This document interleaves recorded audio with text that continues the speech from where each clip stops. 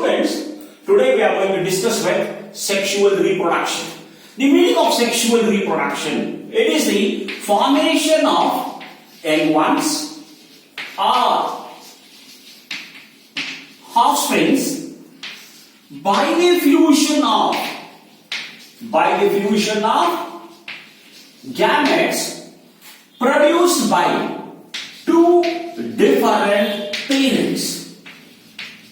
I repeat this, the formation of young ones by the fusion of male gamete and female gamete produced by two different parents is called as sexual reproduction. In sexual reproduction, the offsprings, they never resemble the parents in the genetic makeup. The genetic makeup is totally different in the young ones and the parents. Now, we are going for the next study called sexuality.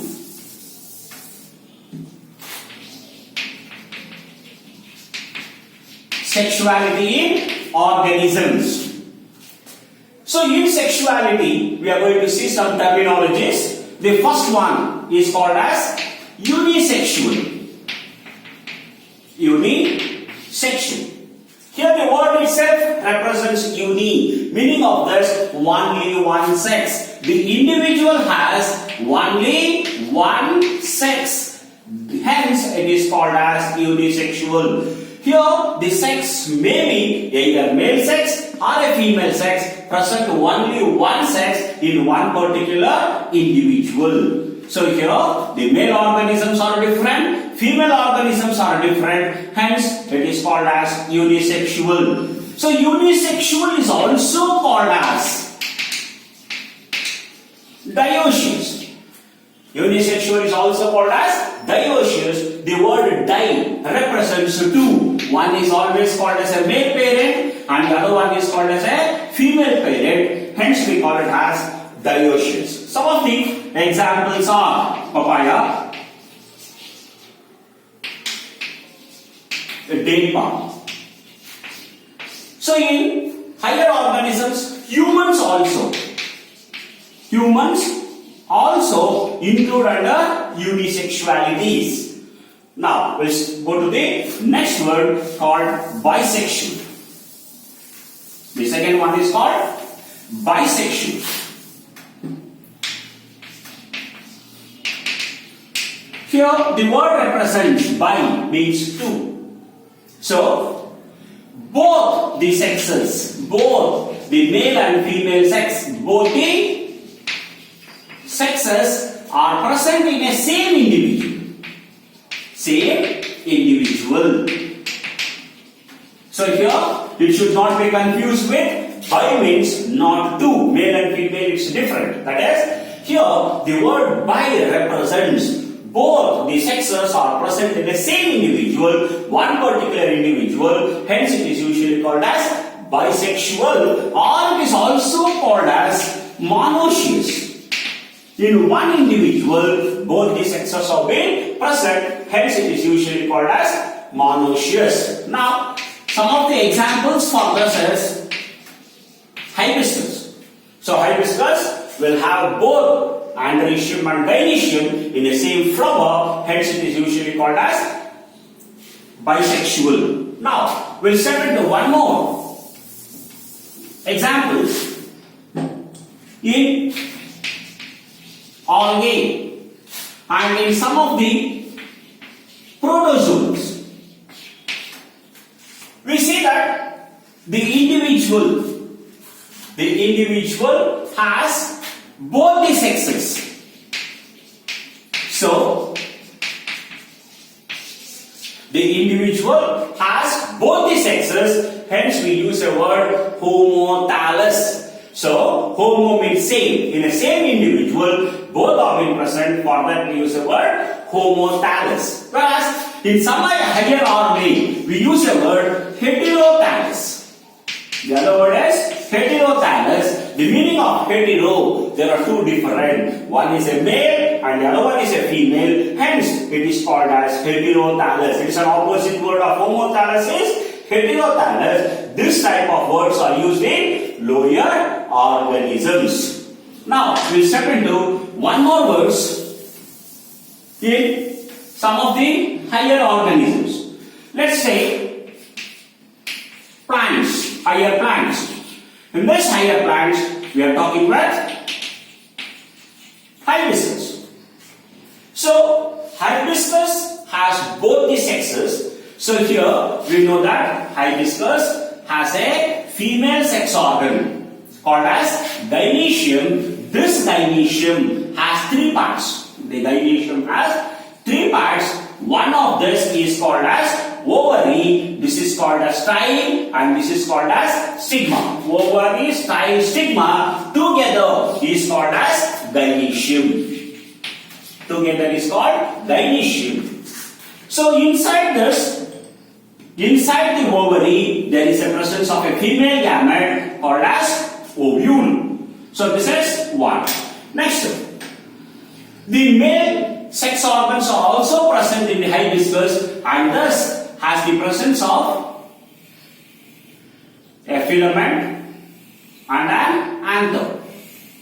In the hibiscus, it has a corolla tube. On the corolla tube, stamens are being present, but majority of the common flowers, there is a presence of the male part called as androecium has two parts. One is called as an anther and the other one is called filament. Inside this anther, there is a presence of pollen grains as a male gamete. So inside this, there is a presence of a male gamete called as pollen grains. So this is called as filament and this is anther. This together is called as androecium. Androecium is called as male sex organs. So in a flower, higher plants, androecium and gynoecium are called as essential whorls of a flower. Next, we are going for two more called as non-essential whorls.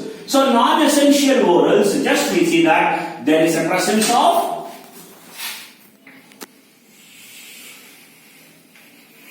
this is called as corolla. The corolla is also called as petals. Corolla, or it is also called as petals. So this is one of the non-essential. Petal is corolla or petals is one of the non-essential part, and below this there is a presence of one more part called as calyx. So the calyx is also called as sepals. Calyx is also called as sepals. This sepal is again called as the non-essential part, and it has a presence of a stalk, and the stalk of a flower is called as pedicel. Stalk of a flower is called pedicel. If a pedicel is present in a flower, we use the word pedicellate. We use the word pedicellate. If the pedicel is absent, we use the word sessile. So this is can be noticed in higher plants. This is a typical flower. So we are going for one more example called as lower organisms or lower plants called as Markantia. In some of the Rixia, Markantia, we see that there is a presence of thallus. The thallus, or we call it as a plant body, which is flattened, green in color, dorsiventrally flattened. It has a presence of notch. On this, there is a male plant is different and female plant is different. So, Markantia or Rixia is unicellular. It has a presence of notch and it has a presence of lower side rhizoids. On the upper side, there is a presence of thallus. So, in a male plant, there is a presence of antheriopore. There is a presence of antheriopore as a sex organs. In this antheriopore, we can see there is a presence of the structures like this. So this is a male plant called as antheriopore, whereas in a female plant called as Archegoniophore. Archegoniophore. In the archegoniophore, there is a presence of archegoniophore has a female sex organs. We see that there is a presence of structures like this. Inside this, there is a formation of the sex organs. So this is called as archegoniophore. Hence, this plant's male plant is different and female plant is different. We'll go for one more example. Called as algae, called as Chara. So Chara is the marine water form. Chara is an algae which is usually a marine water. There at the nodal region, they have the presence of leaf-like structures. So like this, plant is being present in the water, hence this plant is called as Chara. In this Chara, both male and female sex organs are present. So when we enlarge this portion, when we are going to enlarge this portion, here there is a presence of the stem. Here there is a presence of stem.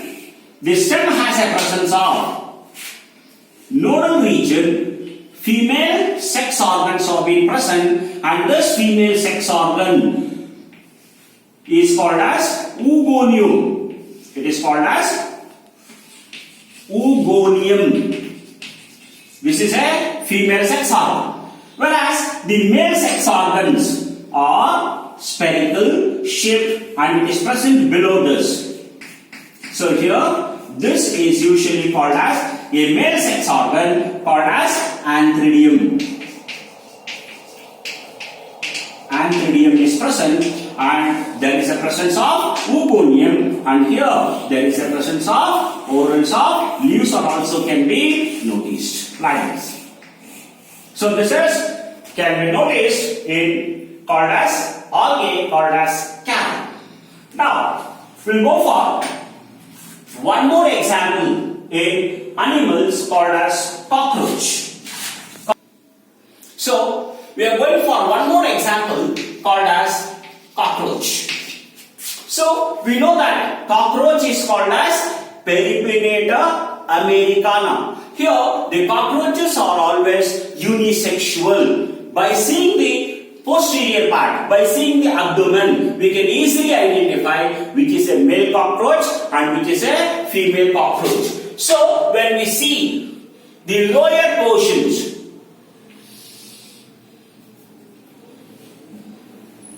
the lower portion has a presence of elongated structure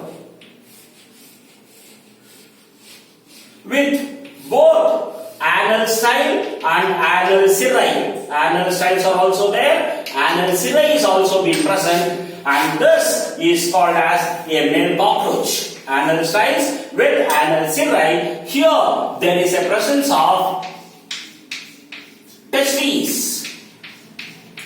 There is a testes are being present. So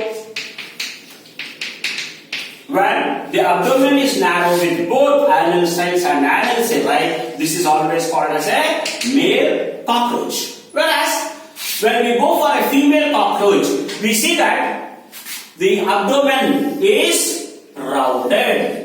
The abdomen is rounded here, and this cockroach will be short, because we know that seventh abdominal segment is a goat shaped. On the seventh, there is a presence of overlapping of 8th and 9th segment. Here, the only anal styles are being present, anal cirri is absent. Here, there is a presence of the reproductive structures can be noticed. Here, it looks like a leaf, but there is a presence of 8 ovarian follicles are being present. So, inside this 8 ovarian follicles, this is usually called as a female cockroach. So, this is called as ovaries, and this is called as a female cockroach. Now, when we go for one more example called as Earthworm. Earthworm is called Periplaneta americana. So in an earthworm there is a. We'll continue with one more example called as earthworm. So earthworm is called as Peritema postuma, whereas cockroach is called as Periplaneta americana is called as cockroach. Here earthworm is called as Peritema postuma. Here in this earthworm we know that there is a presence of segmented body, there is a presence of mouth. The first segment has the presence of mouth and the remaining segments will be like this. 14th to 16th segment there is a presence of clitulum. 14th to 16th segment it looks like slightly bulged. It looks like slightly bulged. Hence this segment is called as clitulum. Inside this clitulum there is a presence of female genital pore, whereas in the 18th segment male genital pore is being present in the clitulum. 14 to 16 is called as clitulum. In clitulum female genital pore. So in earthworm both the sexes are present in the same individual, hence it is called as bisexual.